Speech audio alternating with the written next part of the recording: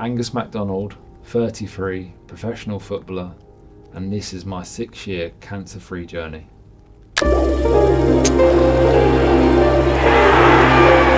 That is one for the Shuriel.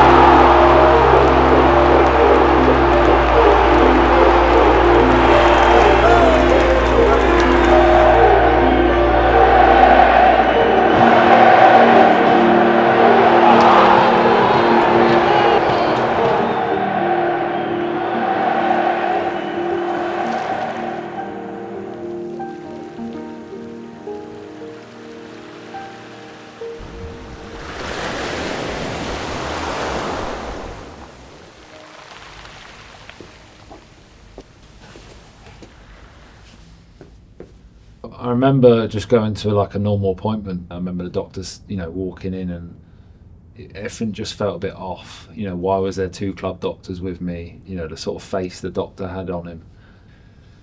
And as soon as he hit me with, you've got bowel cancer, I just went numb.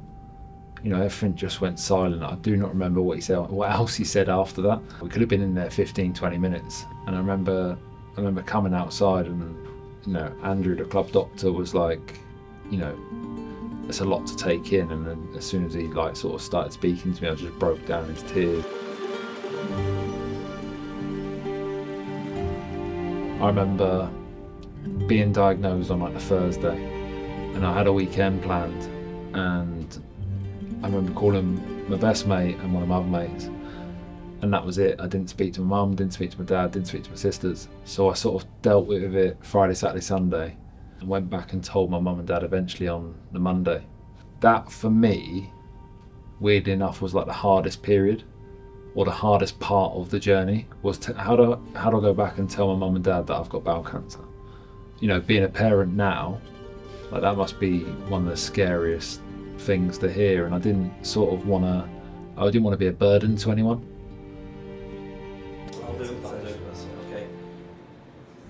I feared that the second operation wasn't going to be allowed, and obviously if it wasn't for the second operation I wouldn't have been able to go back to playing football. So the first operation went smoothly, it was a success, so I was waiting for that news to see if I could have the second operation. I think I was very apprehensive. The time I spent by myself was the hardest part. Visiting hours are over 7 o'clock, 6 o'clock in the evening, and you're just sat at 4 walls for the next 6-7 hours. Probably didn't sleep too much. But that's when I started to think about getting into other things. Obviously I set up my foundation to help people undergoing the same operations I underwent, and to help people that have been diagnosed with bowel cancer as well. I sort of put my energy into something else instead of just being down in the dumps, really. Alright, Shags. I am high as a kite. Fucking hell, man. I feel f***ed. Get f***ed. I remember the 21st of October 2019. My mum and my sister were up at my house in Wakefield at the time. We were going to the pub. It was about 5:35 in the evening, and the whole doctor called me, and he asked if I was sat down, and I could just tell by his voice, the way he was and stuff, he had good news, and he was like, "You've got the all clear." It hadn't spread. I'd overcome the first operation, and that was the news that I sort of needed to have my second operation.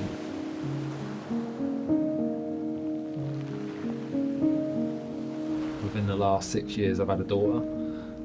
Yeah, being the best dad possible for her is massive. And If someone would have told me 6 years ago, being diagnosed, tucked up in a hospital bed with bowel cancer, that I'd go on to captain in Europe, score in Europe, get relegated twice, get promoted once, all the bits in between, the trips with the boys to Vegas after getting promoted, all that sort of stuff,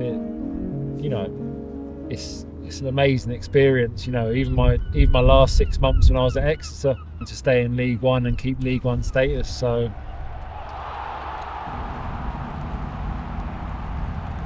Obviously, the first achievement for me, the first goal was to get back on the pitch.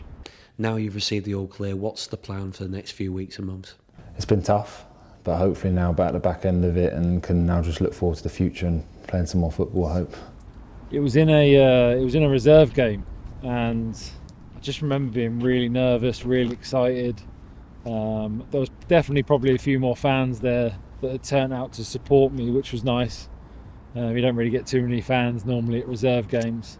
The first start back in the league, that was a big achievement. Like I said earlier, that COVID had hit, and then so my first start in the league was against Charlton, and I think we drew 1-1. But from then it was just sort of I was back into my normal routine, and life sort of carried on as normal.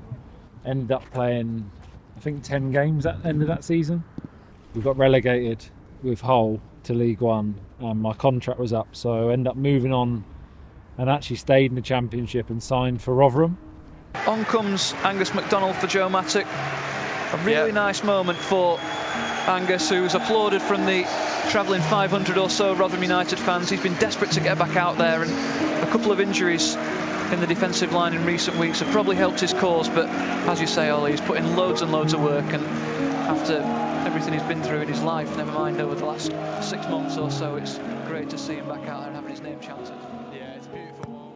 I went on to play 46 games that season. I actually did really well. It just sort of took the momentum into, from what I'd just overcome, the confidence, and just sort of went on to play really well, play 46 games. But the previous season we got relegated at Cardiff away with Hull. Lo and behold, Cardiff away with Rotherham the next season, and it come down to the final game again. So I've been relegated twice at Cardiff away, which doesn't sound too good, but circumstances and everything, it was a massive positive for me, just coming off the back of not playing too much football to go and play 46 games in the Championship was a massive achievement for myself.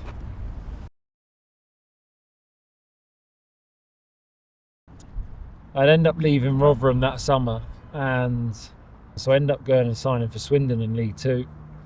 2 days later I got named captain, but that was only a short period.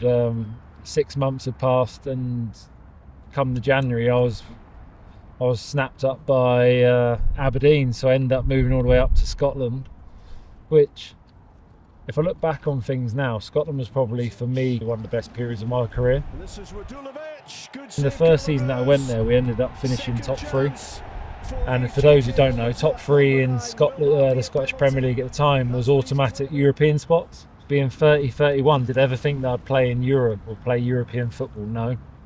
It was obviously something that I'd love to have done when I was younger.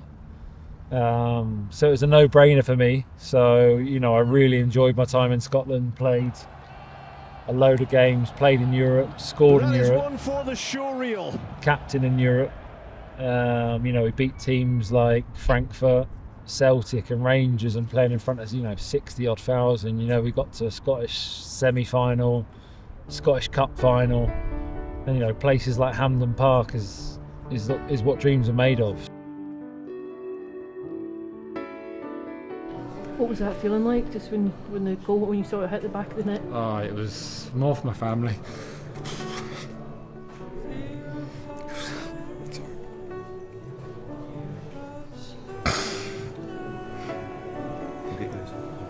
Alright, okay. Angus, well done. Yeah, thank you. man.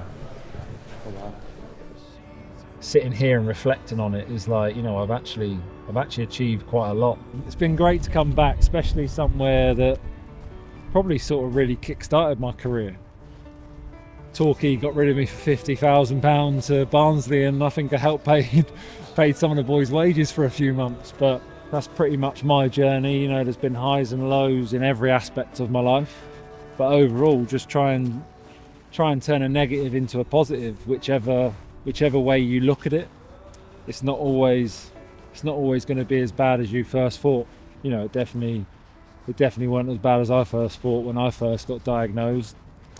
Each day's a blessing. So no, it's been some journey, but there's still plenty more left in the tank. I'm sure there's going to be a few more chapters of the book still to come. However you deal with things, whether that's how you deal with the highs, how you deal with the lows, reach out, speak to people. You know, you might not be coping with things too well. Pick up the phone, speak to your friends, speak to family. You know, I'm always here to definitely, you know, I can give advice on stuff that I've been through and can help in certain ways. So, you know, if you want to pick up the phone to me, if you want to reach out through the channels and stuff, then, you know, please do.